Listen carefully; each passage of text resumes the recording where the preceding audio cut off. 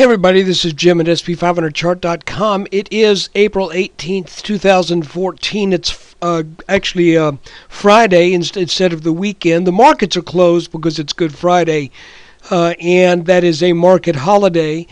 So I'm going to do the video today, and we'll just see what happens. You know, over the weekend there could be some geopolitical things, but because we do the chart, you know, I'm inclined just to do this. I have a good opportunity to study the chart today, so we're going to dive in at this point. Before I get into it, I always need to remind you that the website and this video are for educational purposes only, and nothing stated at the site or in the video is intended to be used as investment advice. I can draw lines on charts, but you have to draw your own conclusions from your own research and make investment decisions that are suitable for your personal financial situation. I am not a licensed financial professional. I'm just a guy who draws lines on charts. So let's take a look together.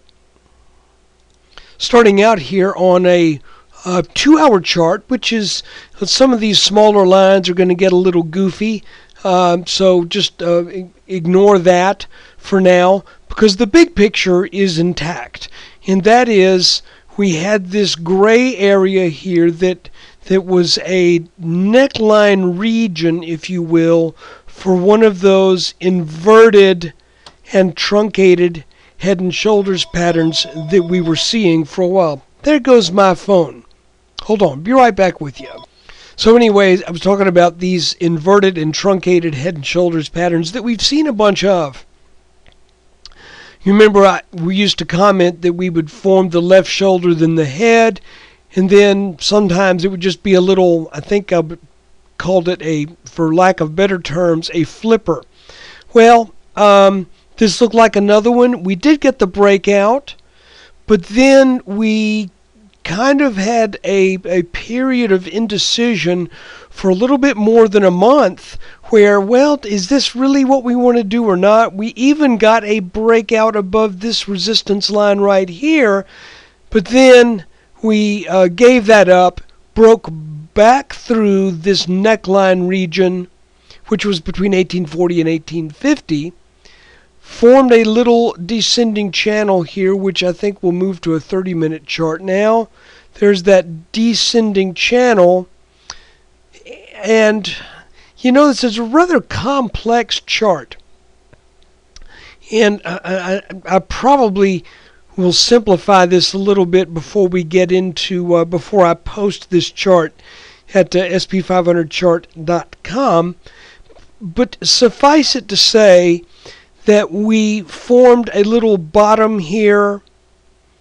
We bounced, it appears, before we tagged this support line down here,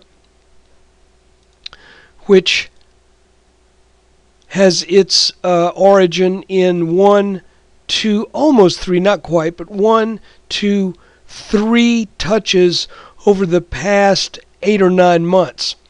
So we get down close to that line, form a what looked to be an inverted head and shoulders pattern, but it ended up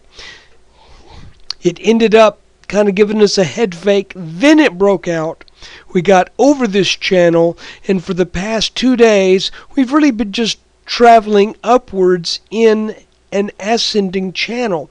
Now, I'm expecting resistance at around 1872, just because that's the last spot we got to before we had a fairly nasty little sell-off that was swift and short, but still pretty steep. So it would not surprise me one bit if approaching 1872 or very close to it, we start to sell off. The question will be, at what point then do we rebound and head back up? Because if we were to do that, we could be setting up another bullish pattern here. But the long-term, or rather, maybe I should say the intermediate term goal, is to get over 1884 to close, I would say, over 1900 would be a statistically and technically significant event, telling us that the markets are now ready to move to the mid-1900s. So a lot happened in these 4 days. We opened up the week really teetering on what appeared to be a potential disaster, if you will, coming down. It looked like we may be testing support around 1800, but instead we bounced. And if we extend this line right here from these last two lows, this line basically was here, okay, coming into the week or coming into last week. And I said, well, let's just, extend this guy on out a bit.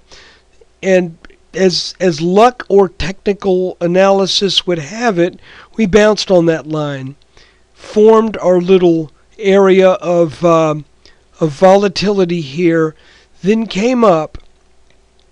And I think the call that was made, and I don't remember if this was last weekend's video or whether it was on Tuesday. It might have been on Tuesday, with the idea that once we get over this red line right here, that should be signaling the beginnings of the next leg up.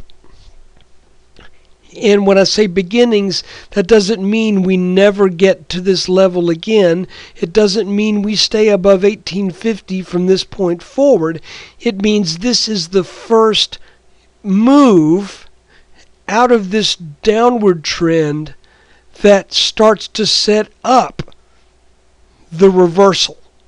Okay? In other words, we break out over this resistance line. We may come back down. We could come back down and even challenge some of these lows back here in the 1820, area.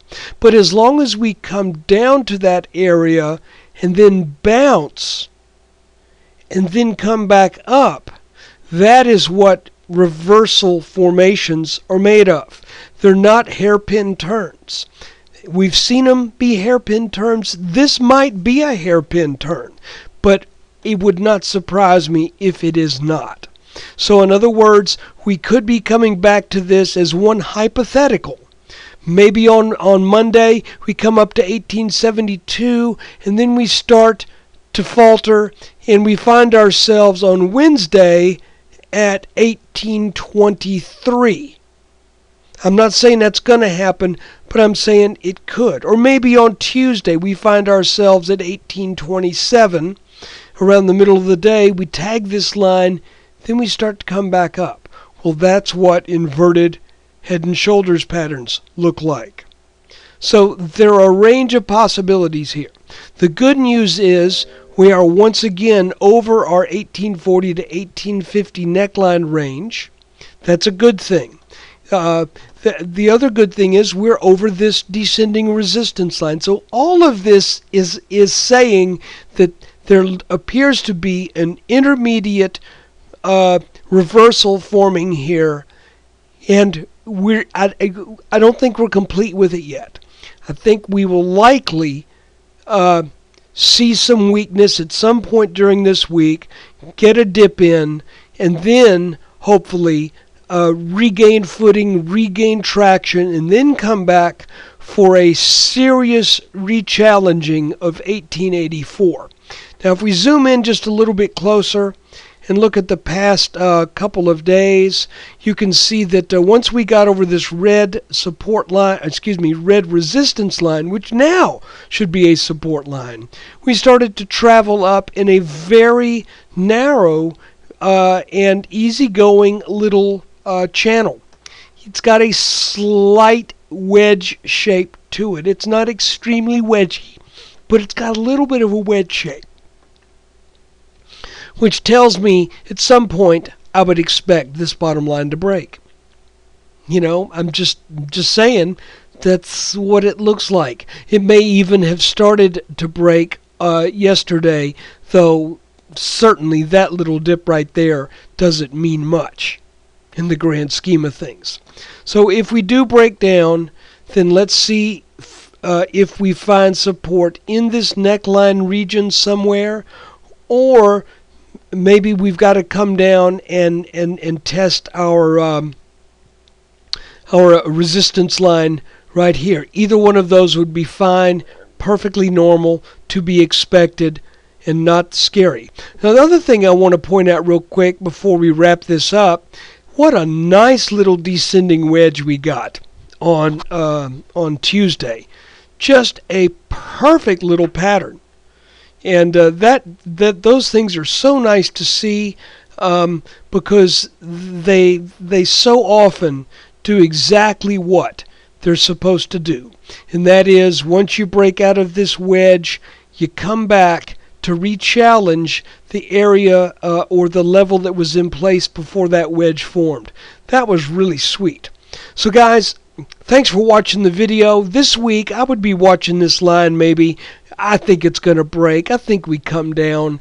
But the real goal here isn't, are we going to see a temporary decrease, a temporary decline in the S&P? Because we know in any given week, yeah, there's going to be some point where we go down for a little bit. Almost always is. The question is, are we seeing the formation of a bullish pattern here that will propel us up into the low to mid 1900s? And if we get there, will we then see the target from our larger truncated inverted pattern here?